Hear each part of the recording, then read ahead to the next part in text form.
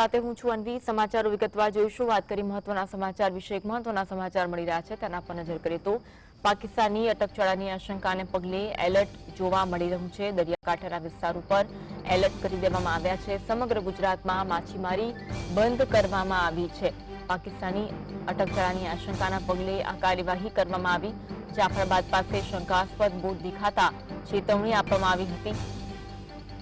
Saurashtra Kutch જળસીમાએ high alert જાહેર કરાયું છે।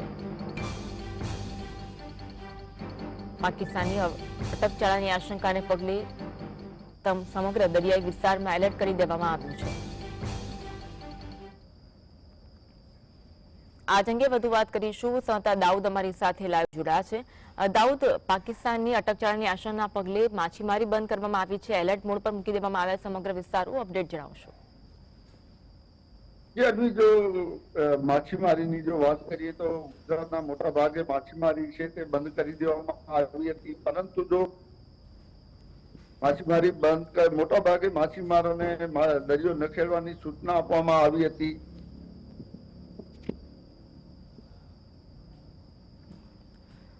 तो समग्र माछीमारी बंद करवाना आदेश आपी देवामां આવ્યા છે। માછીમારોને પરત બોલાવી લેવામાં આવ્યા છે। દરિયાઈ વિસ્તારોને એલર્ટ મોડ પર મૂકી દેવામાં આવ્યા છે। પાકિસ્તાની અટકચાળાની આશંકા છે, કારણ કે એક શંકાસ્પદ બોટ ગઈકાલે જોવા મળી હતી, તેને લઈને સમગ્ર વિસ્તારમાં એલર્ટ મોડ પર મૂકી દેવામાં આવ્યો છે। સુરક્ષામાં વધારો કરી દેવામાં આવ્યો છે અને તમામ માછીમારોને પરત બોલાવી દેવામાં આવ્યા છે। માછીમારી બંધ કરી દેવામાં આવી છે અને માછીમારી આગામી દિવસોમાં ન કરવા માટે પણ સૂચના આપી દેવામાં આવી છે। દરિયાઈ વિસ્તારો જે છે, દરિયાને અડીને આવેલા વિસ્તારો છે, તમામ વિસ્તારોમાં એલર્ટ પર મૂકી દેવામાં આવ્યા છે। સુરક્ષા વધારી દેવામાં આવી છે। પાકિસ્તાની અટકચાળો કરે તેવી આશંકાના પગલે એલર્ટ મોડ પર આ વિસ્તારોને મૂકી દેવામાં આવ્યા છે।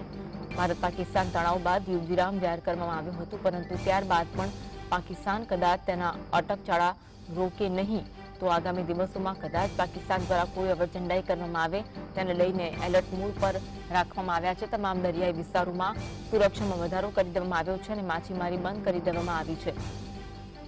શંકાસ્પદ એક બોટ દેખાઈ હતી, જોકે તે બોટની ગતિવિધિઓ પર હિલચાલ પર પણ નજર રાખવામાં આવી રહી છે અને સમગ્ર સ્થિતિનું નિરીક્ષણ કરવામાં આવી રહ્યું છે, પરંતુ આ સાથે સમગ્ર વિસ્તારમાં એલર્ટ મોડ પર મૂકી દેવામાં આવ્યો છે। દરિયાઈ વિસ્તારોમાં સુરક્ષાનો ચાંપતો બંદોબસ્ત ગોઠવી દેવામાં આવ્યો છે। આજ અંગે વાત કરીશું। સંવાદદાતા દાઉદ જોડાઈ ચૂક્યા છે। દાઉદ, સમગ્ર વિસ્તારને એલર્ટ કરી દેવામાં આવ્યો છે અને સાથે સાથે માછીમારી પણ બંધ કરી દેવામાં આવી છે, અપડેટ જણાવશો।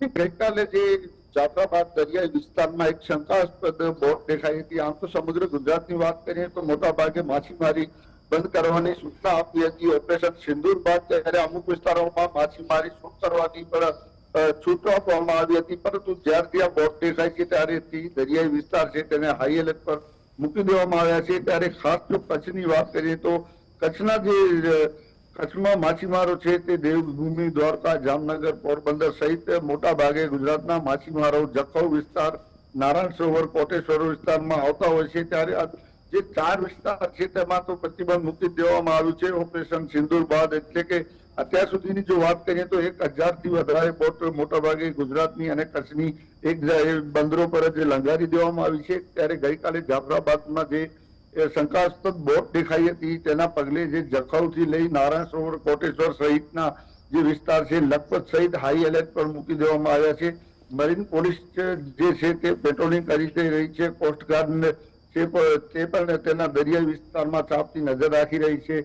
જે માછીમારો અહીં સ્થાનિક બોટો લઈ બેઠા છે તેમના પર પોલીસ દ્વારા નજર રાખવામાં આવી રહી છે। તો બીએસએફ પણ સમગ્ર દરિયાઈ વિસ્તારમાં પોતાની પેટ્રોલિંગ વધારી દેવામાં આવી છે। એટલે કહી શકાય આ જે લખપતથી લઈ અને કોટેશ્વર, નારાયણ સરોવર અને જખૌ વિસ્તાર છે જ્યાં અનેક વાર ડ્રગ્સની ડિલિવરીઓ પાકિસ્તાનથી કચ્છ સુધી થઈ ગઈ છે, એટલે ત્યાં જે 4 વિસ્તાર છે તેમાં સુરક્ષા હાલ વધારી દેવામાં આવી છે। ત્યારે જો આ બોટની વાત કરીએ તો આ બોટ એક સાદી અને સામાન્ય બોટ હોતા શંકાની નજરે તેમે માછીમારોએ જોયા હતા। આ બોટમાં કલર નહોતું, માછીમારીના કોઈ સામગ્રી નથી અને 3 થી 4 જણા હોવાનું માછીમારો જણાવી રહ્યા છે। ત્યારે આ બોટ આ જ રીતની બોટો કચ્છમાંથી અનેકવાર પકડાઈ છે। ત્યારે હમણાં વિવિધ જે એજન્સીઓ છે તે દરિયાઈ પર બાદ નજર રાખીને બેઠી છે. જી જી ખાસ કરી સંવેદનશીલ કયા કયા વિસ્તારો છે જ્યાં ચુસ્ત બંદોબસ્ત જોવા મળી રહ્યો છે દાઉદ?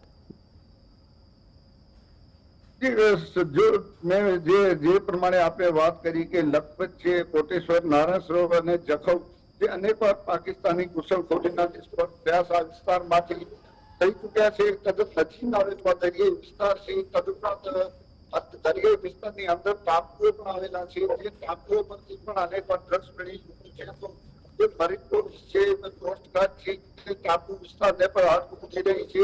તદુપરાંત ચારે જે માછીમારી કરતા બંદરો છે તેમને હાઈ એલર્ટ પર મૂકી અને તેના પર સુરક્ષા વધારી દેવામાં આવી છે. સ્થાનિક જે ગુજરાતભરના માછીમારો અહીં રોકાણ કર્યું છે તેમના પર ખાસ નજર રાખવામાં આવી રહી છે. જી જી આભાર દાઉદ જોડાવા માટે અને માહિતી આપવા માટે.